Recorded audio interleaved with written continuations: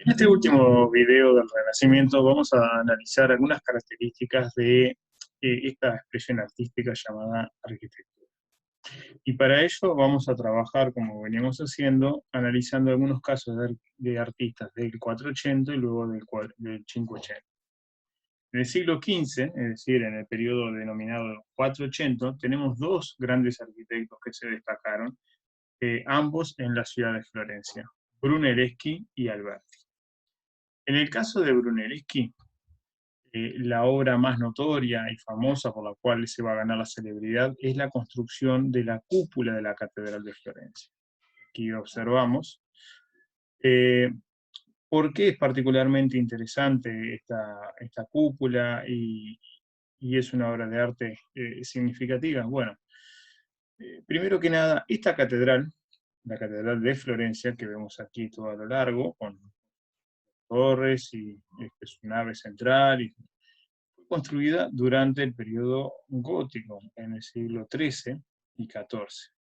Se previó en la zona donde está ubicado el altar, es decir, donde se intersecta la nave lateral con el transepto, que es como el brazo corto de la cruz, que es pequeño en este caso, construir una cúpula muy grande, de hecho la más grande del mundo en esa época, y para ello se construyó esta especie de tambor que ustedes ven acá, de forma octogonal.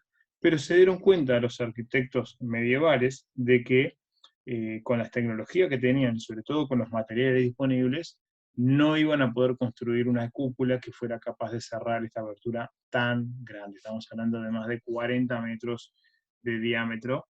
Piensen la cantidad de peso que tiene que llevar una cúpula así para poder ser cerrada. Luego de varias décadas, concretamente incluso de siglos de paralización de las obras por no poder cerrar este proyecto, a comienzos del siglo XV la ciudad de Florencia convocó un concurso para que distintos arquitectos ofrecieran una solución al problema. Y a Brunelleschi se le ocurrió una idea sumamente ingeniosa, que la estamos viendo precisamente, que permite entender por qué él logra cerrar esta cúpula, algo que los arquitectos de 2 siglos antes no habían podido. Miren bien esta cúpula. A diferencia de las cúpulas anteriores que se construían por la eh, colocación de una piedra sobre la otra y así sucesivamente hasta que se van cerrando, en el caso de esta cúpula tan grande, eso en las piedras de arriba hubiese implicado tanto peso que se hubiese colapsado sobre sí mismo. Entonces a Brunelleschi se le ocurre una idea. Y si en lugar de todo ese peso construimos una estructura donde sea todo sostenido por una especie de nervaduras o huesos como en el cuerpo humano, eso que nosotros vemos acá, que son estas líneas verticales blancas, son esos pilares o nervios, o nervaduras también como se les llama, que son básicamente todo lo que sostiene a la cúpula.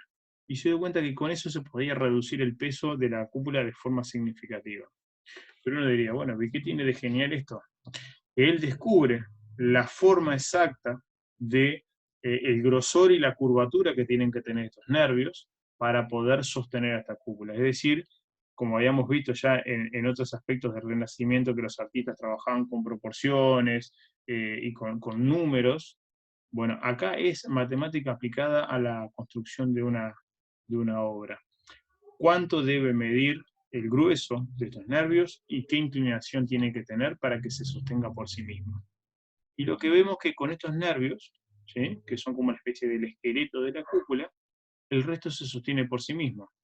Lo que vemos aquí en naranja simplemente es el recubrimiento en ladrillo, que no sostiene nada, simplemente está para tapar, para dar un efecto artístico, estético y también de cerramiento, pero no más que eso. Lo único que sostiene todo el peso de la cúpula y además la linterna que está colocada encima, que le da como un cierre, son los nervios, cuyo peso lo trasladan por cada uno de estos nervios a el tambor central.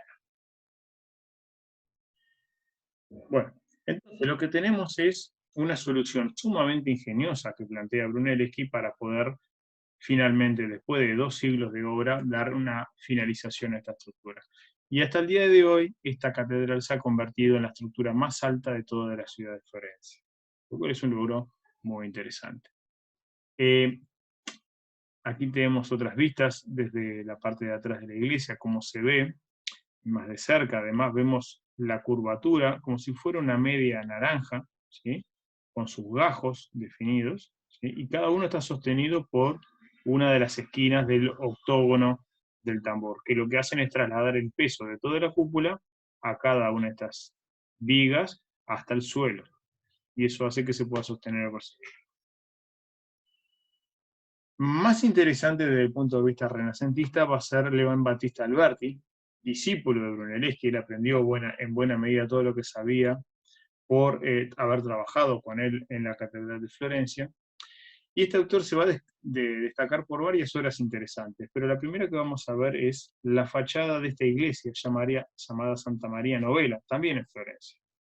Y aquí lo que vamos a ver son dos principios que van a ser comunes a todos los artistas del Renacimiento: la simetría y la proporción. Miremos esta fachada, es decir, la cara de la iglesia. ¿Sí? Es una iglesia antigua, del románico, muy antigua y avejentada, que en el siglo XV la iglesia le pidió al arquitecto que la reconstruyese y le diera un carácter más moderno y novedoso. Fíjense, comparen el color del material de la fachada con la torre que vemos aquí atrás, que es parte de la parte trasera de la iglesia. Obviamente está hecha con una piedra diferente y con una técnica constructiva diferente. Pero bien, vamos a analizar un poquito esta fachada de Santa María Novella. ¿Dónde está la simetría y la proporción? Bueno, pensemos por un lado. ¿Qué pasa si nosotros trazamos una línea que divide, trazamos una línea que divida en dos mitades a la iglesia? Estamos viendo aquí, ¿verdad? Con esta línea que estoy trazando. Y si observamos, este eje celeste que yo estoy construyendo es el eje de simetría de esta obra, lo que implica que todo lo que yo encuentre de este lado se encuentra replicado en este otro lado. Es decir, es como son dos mitades de una misma cara, o son ambos el reflejo de la otra. Y esto lo podemos ver en todos los aspectos, ¿sí? Como estos adornos que vemos aquí arriba, o incluso en el orden de las puertas y los nichos. Vemos que estos nichos son huecos en la pared que muchas veces se utilizan como lugares donde colocar ofrendas o imágenes de santos o de vírgenes. Bueno, desde la puerta central hacia la izquierda lo que vemos es un nicho, una puerta, dos nichos. Miramos para el otro lado, el ritmo de construcción es el mismo: un nicho, una puerta, dos nichos. Es decir, como si yo plegara eso, lo que tengo es una situación de espejo. Cada uno de los elementos arquitectónicos que vemos de este lado aparece reflejado en esto. Obviamente que hay algunos elementos agregados después, como algunos elementos de iluminación modernos que, como vemos aquí, que pueden cambiar un poquito la perspectiva, pero en líneas generales todo lo que encontramos, ¿sí?, de un lado tiene que estar en el otro. ¿Por qué? Así como para los pintores y escultores decíamos que la belleza estaba en la perfección y el naturalismo del cuerpo humano, para los arquitectos la belleza está en la simetría perfecta y en la proporción de sus partes. Y en esta obra, claramente, desde la óptica de un renacentista, esto era hermoso porque era perfectamente simétrico. ¿Se entiende esto? Y la proporción, bueno, tiene que ver con cierta relación entre los tamaños de las partes. Por ejemplo, vamos primero a limpiar esta línea y vamos a analizar otro de los elementos que tenemos aquí. Vamos a ver este elemento, parte de la fachada superior. Y yo analizo este elemento, lo que encuentro es que es exactamente el doble de sus laterales. ¿Lo ven aquí? Ahora lo hice muy abajo, pero tiene que ir hasta acá. Y entonces lo que yo me encuentro es que hay una serie de proporciones entre sus partes. que no es otra cosa que una relación, en este caso 2:1. Esto está representado 2 veces en esto, o dicho de otra manera, esto es 2 veces este elemento, ¿sí?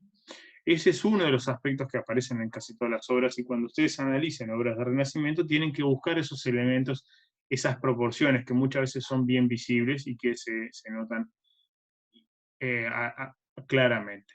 En otro caso, las proporciones muchas veces son relaciones matemáticas un poquito más complejas, como por ejemplo la proporción áurea, que es una regla matemática muy sencilla de aplicar, pero que no viene al caso ahora, pero que se expresa, por ejemplo, en las relaciones entre distintas partes. Por ejemplo, de vuelta, si vamos a representar un elemento, lo que tenemos que observar es que esta parte del cuerpo mantiene una proporción matemática con esta otra parte del cuerpo, ¿sí? Lo que sería la proporción áurea, ¿no? Y así con cada uno de los elementos. Simetría y proporción es lo que vemos en la mayoría de las obras. Este es quizás el primer ejemplo renacentista donde se busca traducir todo en términos de simetría y proporción. Vamos a ver otros casos.